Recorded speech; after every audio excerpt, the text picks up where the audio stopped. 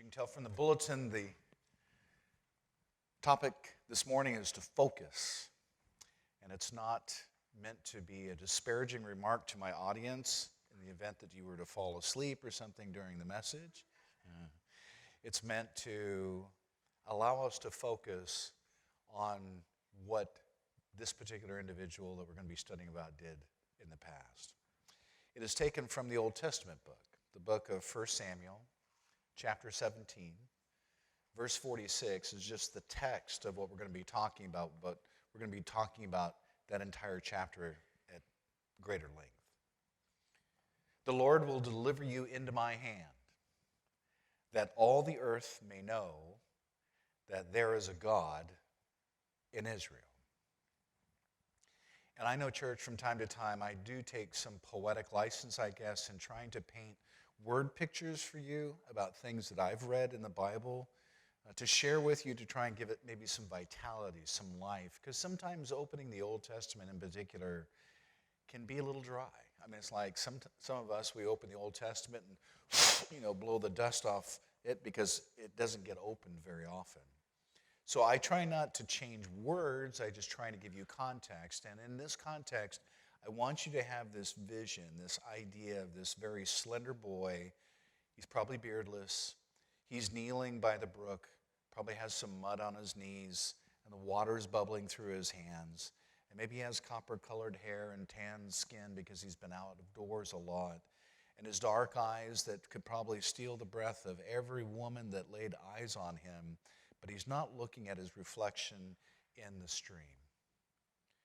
He's looking for rocks. And probably stones would be the better descriptor. He's looking for stones.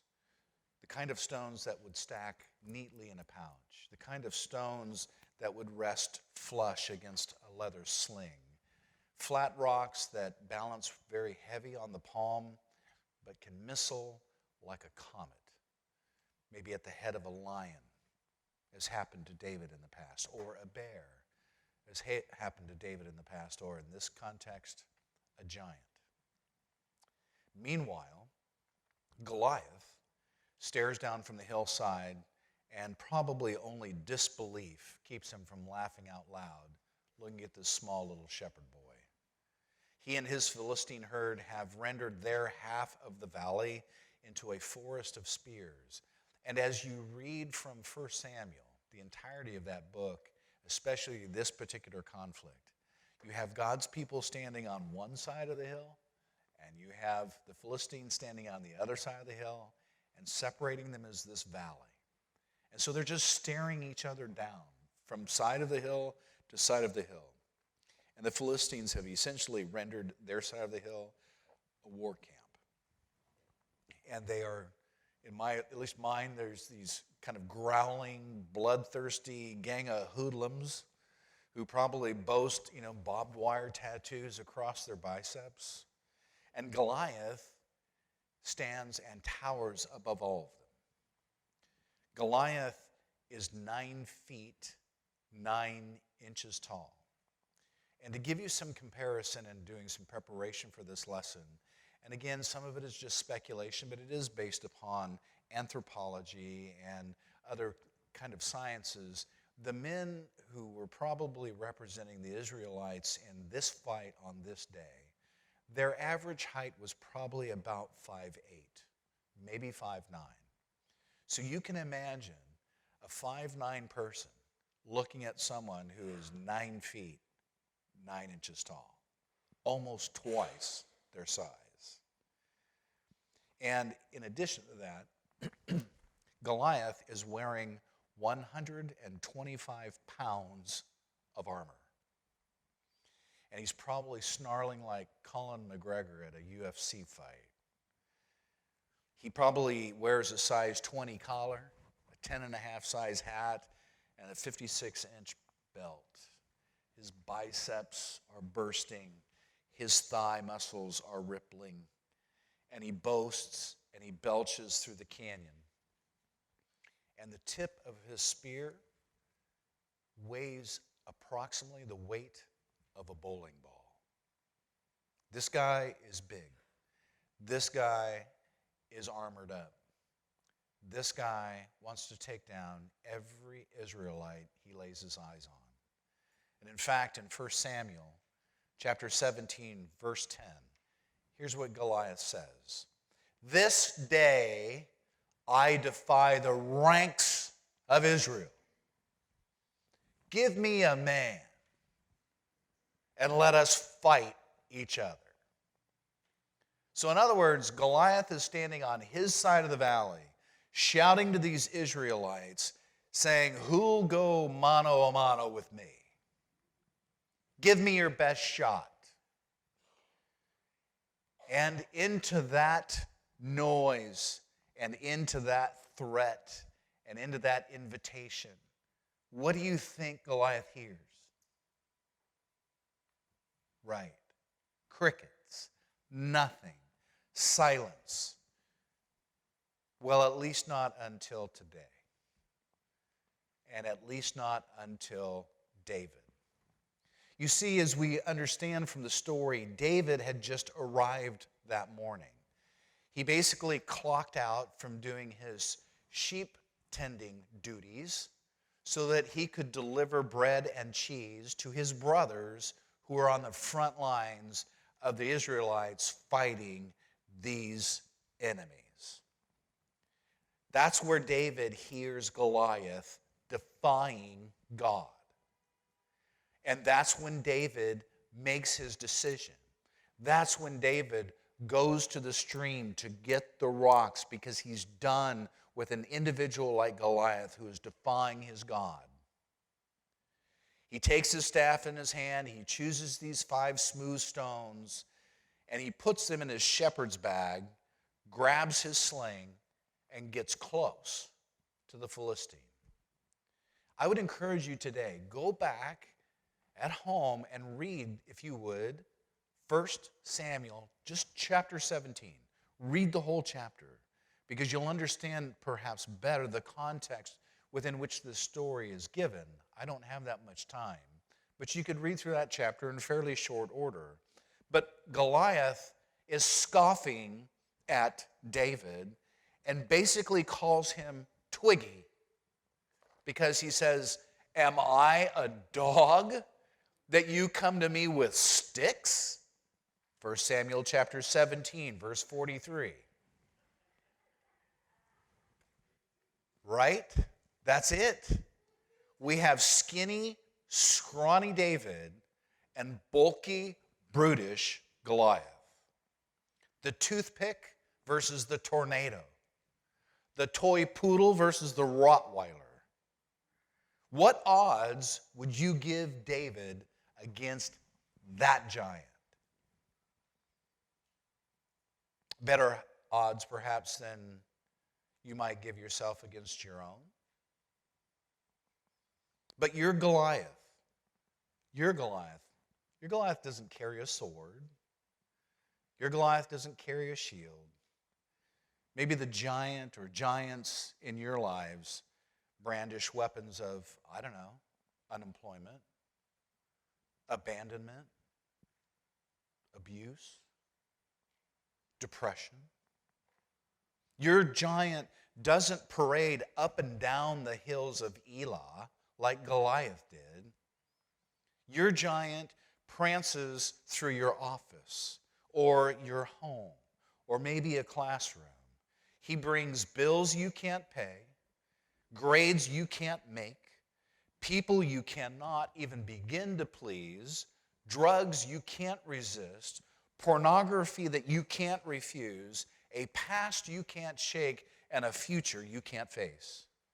And I'm pretty confident, church, that each and every one of you have heard your Goliath. You've heard him roar. David faced one who foghorned his challenges morning and night. Again, 1 Samuel chapter 17, verse 16. For 40 days, twice a day, morning and evening, the Philistine giant strutted in front of the Israelite army. Not just one lazy afternoon. Goliath did this twice a day for 40 days.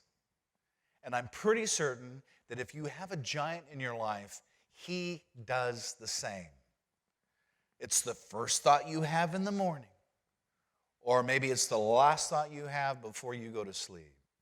Your Goliath dominates your day and interrupts your joy. And the question is, how long has this giant been stalking you? Goliath's family was an ancient enemy of the Israelites.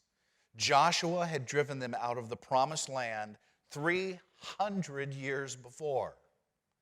He destroyed everyone as God had told him to, with the exception of some residents of 3 particular cities: Gaza, Gath, and Ashdod. For whatever reason, Joshua chose to ignore God's command and did not exterminate the residents of that city.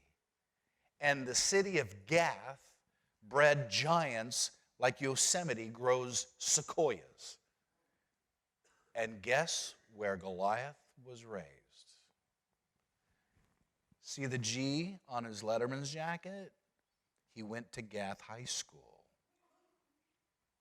His ancestors were to Hebrews what pirates were to the British Navy.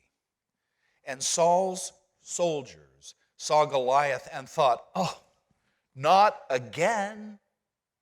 My dad fought his dad. My grandpa fought his grandpa. And you know what? Maybe you've groaned at least similar words. Maybe you've said, I'm becoming a workaholic, just like my dad. Or divorce streaks through our family like stripes on a zebra. Or my mom couldn't keep a friend either. Is this ever going to stop? Your Goliath awaits you in the morning and torments you at night. He stalked your ancestors, and now he looms over you. He blocks the sun and leaves you standing in the shadow of your own self-doubt. 1 Samuel chapter 17, verse 11. When Saul and his troops heard the Philistines' challenge, referring to Goliath, they were terrified and lost all hope. And I think if you've ever had a Goliath in your life stalking you, you know that Goliath. You recognize his walk. You wince at his talk. You've seen your Goliath. And the question is he all you see? And you know his voice. But again, the question is his voice all you hear? David saw and heard a great deal more than Goliath and his foghorning challenge. Read the first words that David spoke, not just in the battle, but in the entire Bible. I want you to read the first words of David. 1 Samuel chapter 17, verse 26. David asked the men standing near him, "What will be done for the man who kills this Philistine and removes this disgrace from Israel? Who is this uncircumcised Philistine that he should defy the armies of the living God?" You see, David showed up to the scene discussing God. The soldiers mentioned nothing about God. The brothers never spoke the name of God. But David takes one step onto the stage and raises the subject of who? The living God. And he does the same with King Saul. No chit-chat about the battle, no questions about the odds, just this announcement. 1 Samuel chapter 17, verse 37. The Lord, who delivered me from the paw of the lion and from the paw of the bear, he will deliver me the hand of this Philistine.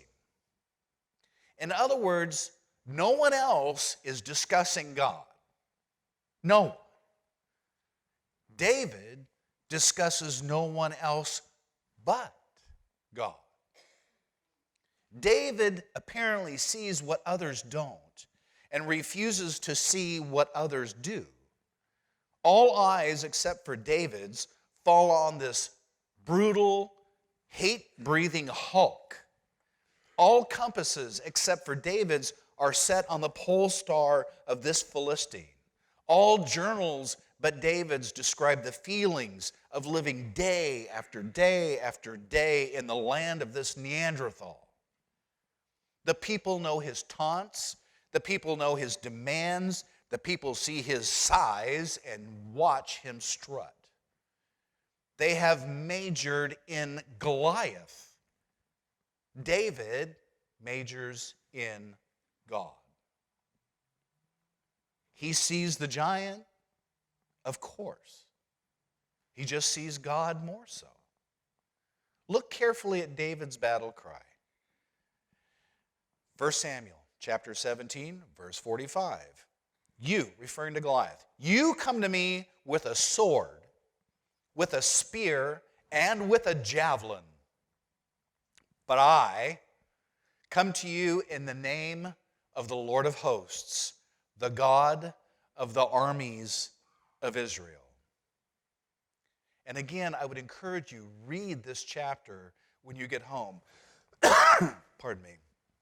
Because it's hard to hear it sometimes with me speaking it, but David uses the word armies, A-R-M-I-E-S, not army, not the one that's standing behind him, but the armies of God. The common observer, everybody that was standing there, only saw Israel, the army, but not David. He sees like the Allies on D-Day. He sees like platoons of angels and infantries of saints, the weapons of the wind and the forces of the earth. David knows that God could pellet the enemy with hail like he did for Moses, or collapse the walls like he did for Joshua, or stir thunder like he did for Samuel. David sees the armies of God. And because he does, David hurries and runs toward the enemy to meet the Philistine Goliath. At this point in time, David's brothers are covering their eyes, both in fear and in embarrassment. This is a train wreck in the making. This is a little skinny shepherd kid running headlong into a giant that stands 9 feet, 9 inches tall, who has 125 pounds of armor, whose tip of the spear weighs more than a bowling ball, and that's not his only weapon. And what does David have? A sling and some rocks. His brothers are thinking, oh my God, this is a train wreck. And Saul is sighing as this young Hebrew kid is racing towards certain death. And Goliath, what do you think he does? He throws his head back in laughter just long enough for that little part of his helmet to be exposed. A square inch of flesh on his forehead. And David spots the target and seizes the moment. The sound of the swirling sling is the only sound you hear in the valley. It says whoosh, whoosh, whoosh. The stone then torpedoes through the air and into the skull. Goliath's eyes cross, his legs buckle, he crumples to the ground. David runs over and yanks Goliath's sword from its sheath and basically shish kebabs the Philistine and then cuts his head off. Now, when was the last time you did that? You know, how long has it been since you ran toward your challenges? We tend to retreat, don't we? We duck behind a desk of work, or we crawl into a bottle of pills because we need the distraction. It's kind of like having a one-sided football team. We've got the Super Bowl coming up next Sunday. You know, there's basically 3 phases of a football team. There is the offense. Those are the ones that try to score. There's the defense. Those are the ones that try and prevent the other team from scoring. And then what they call special teams, the people who kick the field goals and the kickoffs and those kinds of things. But sometimes when we are faced with our Goliaths, we are like a one-sided football team. All we have is defense. We don't have special teams. We don't have offense. We don't have anything. And for a moment, or maybe a day, or perhaps even a year, we feel safe, we feel insulated, we feel anesthetized. But then the work runs out. The drugs wear off, and we hear Goliath again. Booming, bombastic. So here's a thought. Try a different tack next time. Rush your giant with a God-saturated soul. How long has it been since you loaded your sling and took a swing at your giant? Too long, maybe? If so, then David is your kind of guy. Did you know that God called David a man after his own heart? You can find that in Acts chapter 13, verse 22. He gave that title, that appellation, to nobody else. Not Abraham, not Moses, not Joseph. He called Paul an apostle. He referred to John as his beloved. But neither was tagged a man after God's own heart. But when you read David's story, you wonder what God saw in him in the first place. Because we know that David fell as often as he stood. He stumbled as often as he conquered. And in this story, he may have stared down his Goliath, but we know later on in life he ogles Bathsheba. He defied God mockers in the valley of Elah that day with Goliath, yet joins them in the wilderness the next. An Eagle Scout one day, hanging out with the mafia the next. That's David. He could lead armies, but he couldn't even manage his own family. We've seen David raging. We've seen David weeping. We've seen David bloodthirsty, God-hungry, 8 wives, probably 80 kids, but one God. A man after God's own heart? You think, really? That God saw as such gives us all reason for hope. David's life has little to offer to the unstained saint. You know, straight-A souls, they probably find David's story really disappointing. But the rest of us find it reassuring because we ride that same roller coaster every day. We alternate between swan dives and belly flops. We alternate between souffles and the burnt toast. In David's good moments, no one was better than him. But in his bad moments, frankly, could anyone be even any worse? The heart that God loved was checkered at best. But we need David's story because giants lurk in our lives. Giants of rejection and giants of failure, giants of revenge, or even giants of remorse. They're all giants, and although we must face them, we don't have to face them alone. Focus first and most on God. The times that David did, his giants fell. The days David didn't, David fell. Read 1 Samuel chapter 17 like I've been telling you all morning, and I want you to list the observations that David made regarding Goliath. There are only 2. One statement that David made to Saul about Goliath, you can find that in verse 36, and one David said to Goliath's face.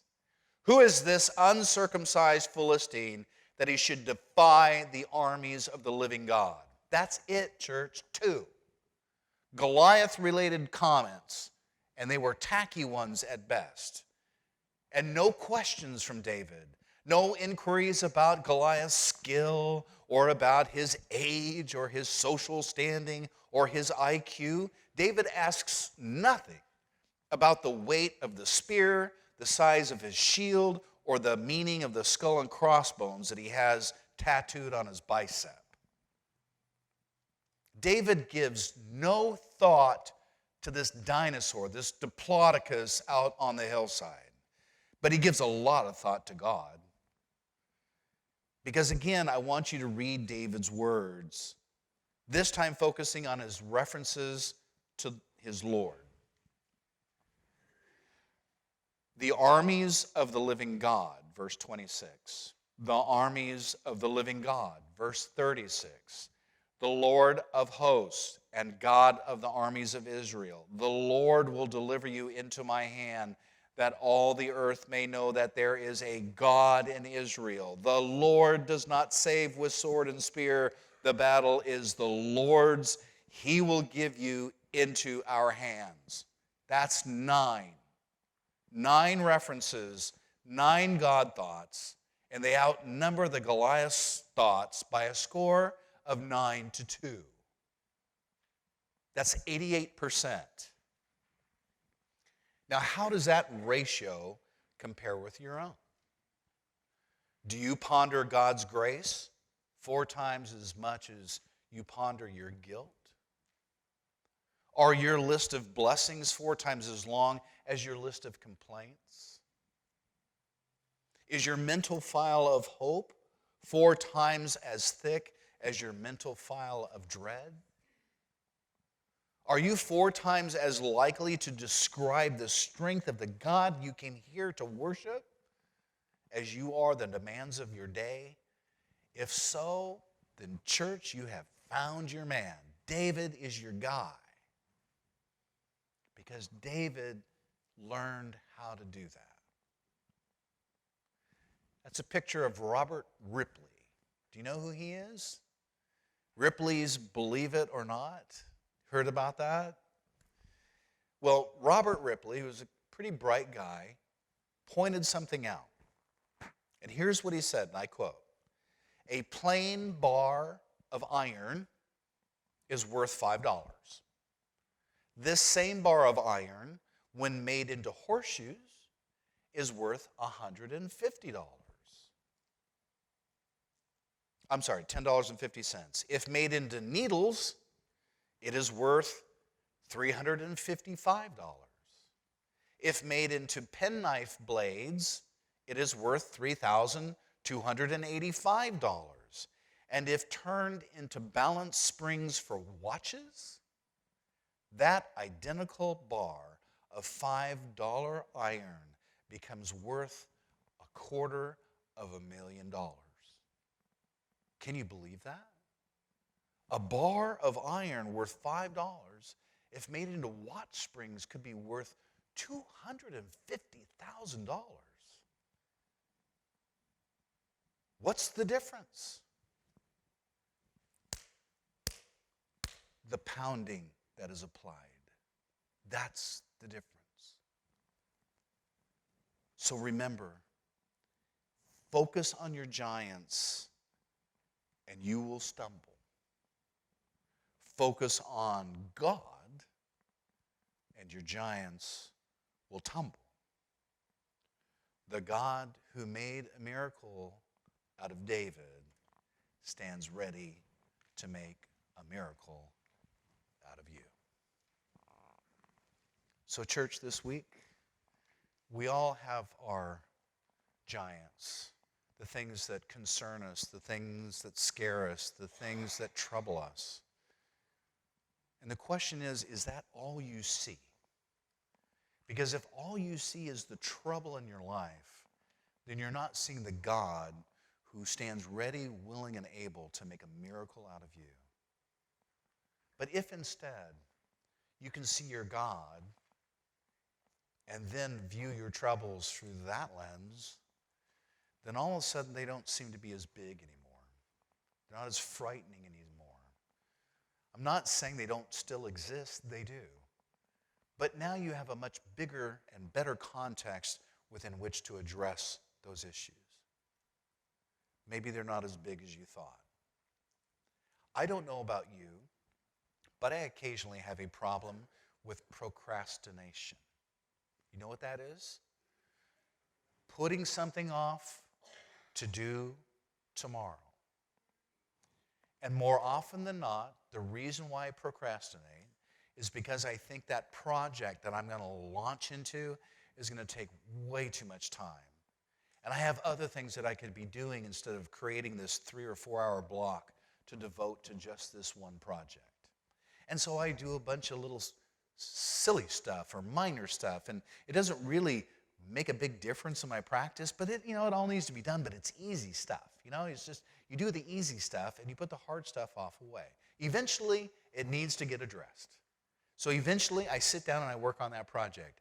And lo and behold, typically, what happens is what I thought was going to be this gargantuan, enormous, time-eating project, I got whipped out in 2 hours. And I look back and I think, why did you procrastinate? Because my view of my giant was so big that I decided, I'll think about that tomorrow, like Scarlett O'Hara. And what I have also found is putting projects off for the next day typically does not make the project get any better or any easier. And in the legal field, you put projects off too long, then you run into deadlines that you cannot fix. So this week, church, if you have these giants in your life, whether it's depression or whether it's death in the family or whether it's anxiety or whether it's alcoholism or whatever that problem is, would you just read 1 Samuel chapter 17 and take some notes from David?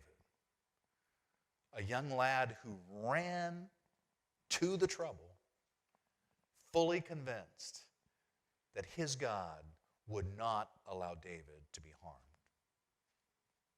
And if we approached our giants with that kind of God-saturated courage, I think it would change our perspective on a lot of things we do every day. So we've picked an invitation song, Anywhere with Jesus. That's what David was saying. If I got God, I can go anywhere. I can face a 9'9" giant. I don't care. I'll kill him with a bunch of rocks. Doesn't matter to me because I can go anywhere with God. And you can go anywhere with Jesus. So as we sing this song, think about the words of the song. Think about how it ties into being a giant slayer like David. And then if you have any prayer requests, you can hand them up at that time. We'll talk about them, pray about them, and then we'll be dismissed. Let's stand and let's sing.